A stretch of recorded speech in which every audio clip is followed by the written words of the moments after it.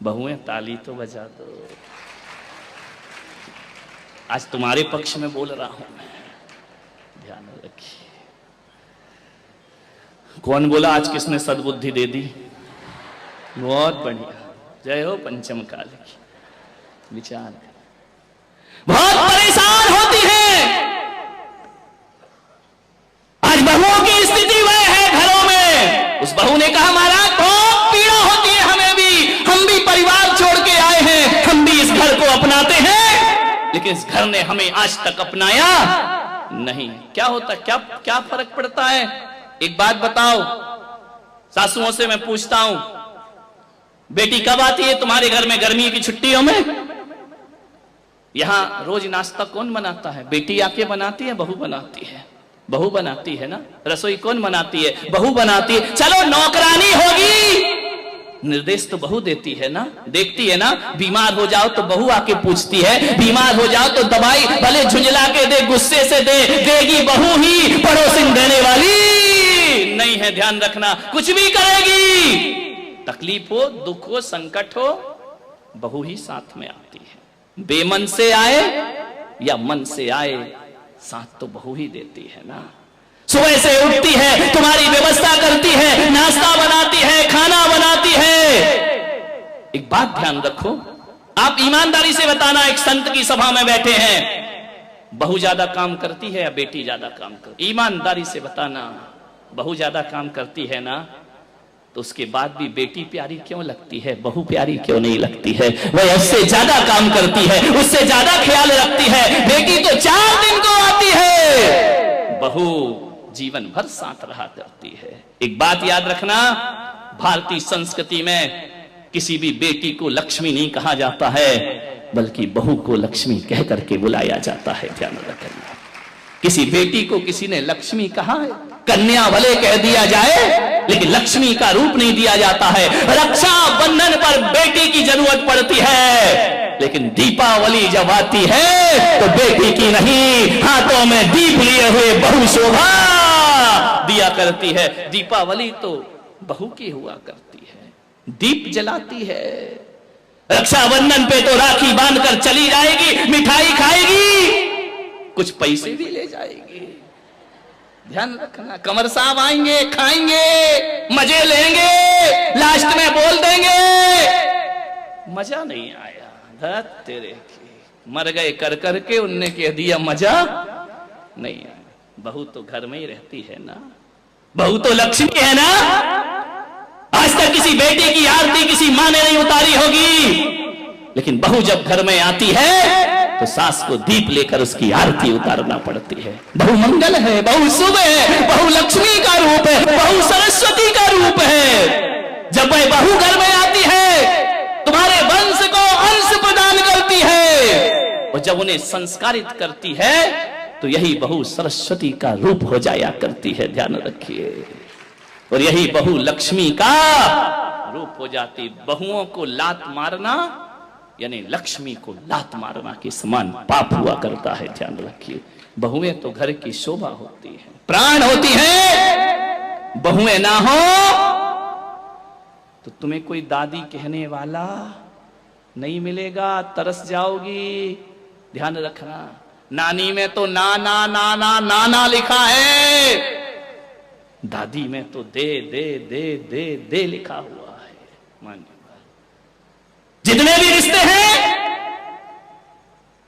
आज तुम्हारा छोटा बेटा चाचा कहला रहा है तो बहू की वजह से, आज तुम ससुर जी कहला रहे हो तो बहू की वजह से, और आज तुम सासू मां कहला रही हो तो ये रिश्ते तुमने नहीं, उस बहू ने आकर तुम्हें रिश्ते दिए हैं। और तुम्हारे वंश के अंश को यदि बढ़ाया है तो बहू ने बढ़ाया है, किसी बेटी ने तुम्हारे वंश को आगे नहीं। बहू ध्यान रखना, कितनी भी पूजा कर लेना, 1 घंटा पूजा करना मंदिर में, स्वाध्याय करना, सामायिक करना, माला फेरना, भगवान महावीर ने कहा है शरीर और आत्मा में भेद करोगी तो सम्यक दृष्टि हो जाओगी, और बहू और बेटी में भेद करोगी तो मिथ्या दृष्टि हो जाओगी। ध्यान रखना, बहू बेटियों में भेद की रेखा मत खींचिए। कितना भी प्रवचन सुन लो, कितनी भी समाज सेवा कर लो, कितना भी धर्म कर लो, यदि बहू से नफरत करती हो तो आपकी पूजा पाठ सब एक पाखंड है, एक ढोंग है। कुछ नहीं होने वाला, इससे कोई कायाकल्प होने वाला नहीं है। ये पूजाएं तुम्हें स्वर्ग नहीं भेज सकती हैं, ये पूजाएं तुम्हें मोक्ष नहीं ले जा सकती हैं। कितना भी कर लेना, समाज में बड़ी बड़ी माला पहनने से कोई महान नहीं हुआ करता है। अरे एक बात याद रखना, ये समाज की मालाएं कोई हकीकत की नहीं हुआ करती है, 80% तो धोखेबाजी हुआ करती है। आपसे मैं निवेदन करना चाहता हूं, समाज के सम्मान में कोई व्यक्ति महान नहीं होता है, अपने घर में जो सम्मान पाता है वो दुनिया में महान हुआ करता है। अपनी बहू की नजरों में उठी हो क्या? अपने परिवार की नजरों में अच्छे बने हैं क्या? नहीं बनते हैं। दुनिया की नजरों में महान बन जाओ, कोई कीमत नहीं हुआ करती है। अपने घर की नजरों में ऊपर उठने का प्रयास करिए। मैंने भगवान महावीर से पूछा कि किसी से दोस्ती और प्रेम रखना है तो क्या किया जाए? तो भगवान महावीर ने कहा कि दुश्मन को मत मारो, दुश्मनी को मारने का प्रयास करो। यदि दुश्मनी को मार दिया, दुनिया में कोई दुश्मन रह ही नहीं जाएगा। महावीर ने दोस्त को मारने की बात नहीं कही है, दुश्मनी को खत्म करो। ध्यान रखना, रावण को मारना कोई राम का उद्देश्य नहीं था। रावण की रावणियत को मारना राम का उद्देश्य हुआ करता था। मान्यवाद। बहुत प्रशंसा करो दुश्मन की। दोस्त सबसे बड़ा राजदार होता है हमारी जिंदगी का।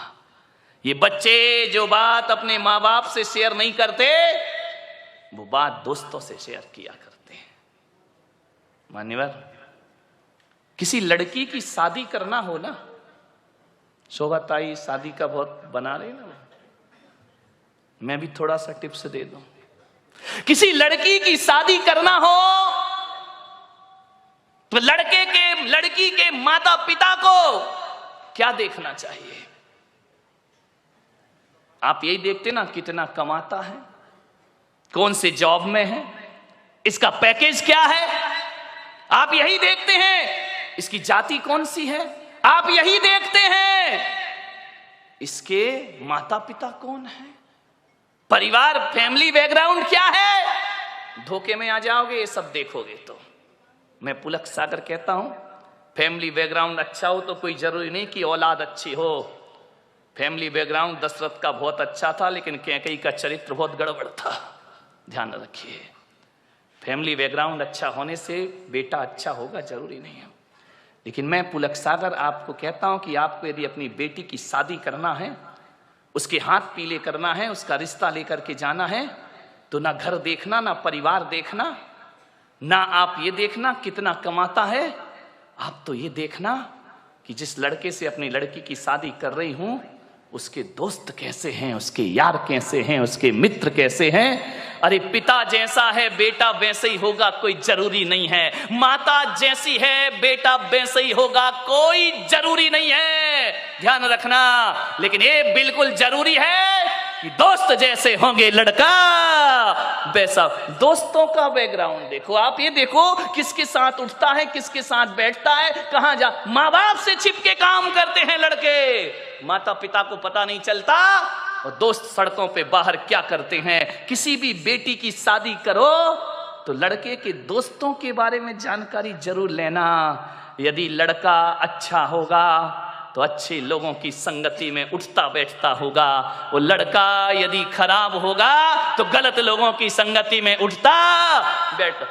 आदमी जैसे माँ बाप होते हैं वैसा नहीं होता, जैसे दोस्त होते हैं आदमी वैसा हुआ करता है। ध्यान रखिए। मान्यवर, एक सीख दी है मैंने आपको, इस पर कोई ध्यान नहीं देता है। आप बताइए ना, एक बेटा सही गलत किसकी वजह से होता है? बाप की वजह से, मां की वजह से नहीं मेरे भाई। एक शराबी बाप भी चाहता है कि मेरा बेटा शराब ना पिए। ध्यान रखना। एक जुआड़ी भी चाहता है कि मेरा बेटा जुआ ना खेले। और एक बेश्या भी चाहती है कि मेरी औलाद इस गंदगी में जीवन ना बिताए। ध्यान रखना। एक चोर ने भी ये सपना नहीं देखा होगा कि मेरा बेटा चोर बने। कोई माँ बाप औलाद को चोर नहीं बनाते हैं, कोई माता पिता औलाद को झूठ बोलना नहीं सिखाते हैं, कोई माता पिता शराब पीना नहीं सिखाते हैं, कोई माता पिता सिगरेट पीना नहीं सिखाते हैं। सिगरेट पीने वाला बाप भी चाहता है कि मेरा बेटा सिगरेट ना पिए। ध्यान रखना मान्यवर, मालूम है सिगरेट पीना कौन सिखाता है? दोस्त सिखाते हैं। सबसे पहले शराब पीना रिश्तेदार या माँ बाप ने नहीं सिखाया, शराबी बाप भी नहीं सिखाता है कि बेटा तू पी ले, ध्यान रखना। लेकिन सबसे पहले शराब पीना कोई सिखाता है तो दोस्त सिखाया करते हैं। सबसे पहले हाथ में सिगरेट आई तो माँ बाप और भाई के द्वारा नहीं, एक दोस्त के द्वारा हमारे हाथ में सिगरेट आती है, एक दोस्त के द्वारा हमारे जीवन में गलत चीजें आती हैं। और जब आदमी का स्टेटस ऐसा बन गया है, सिगरेट नहीं पिए, शराब नहीं पिए, तो कहते अरे कहां पिछड़ा हुआ आदमी, दुनिया चांद पे पहुंच गई, तू अगरबत्ती में लटका है। ध्यान रखिए मान्यवर, ऐसे बहकाने वाले बहुत मिलेंगे जिंदगी में। मान्यवर, मैं तो कहता हूं यदि बिगाड़ने वाले दोस्तों से तो बिना दोस्त की जिंदगी गुजार लो, वो अच्छी हुआ करती है। लेकिन ऐसे दोस्तों की संगति ना करो जो हमारी जिंदगी को बर्बाद करके रख दिया करते हो। आप सोचिए, जीवन में संगति का बहुत असर पड़ता है। एक पानी की बूंद जो आकाश से गिरती है, और यदि वही पानी की बूंद किसी नीम के पेड़ में चली जाए तो उसका स्वाद कैसा हो जाता है मेरे भाई? बताइए, कड़वा हो जाता है। नीम जानते हो? नहीं जानते हैं तो बोलो ना जानते हैं, नहीं तो मैं समझदा तुम कुछ जानते ही नहीं हो।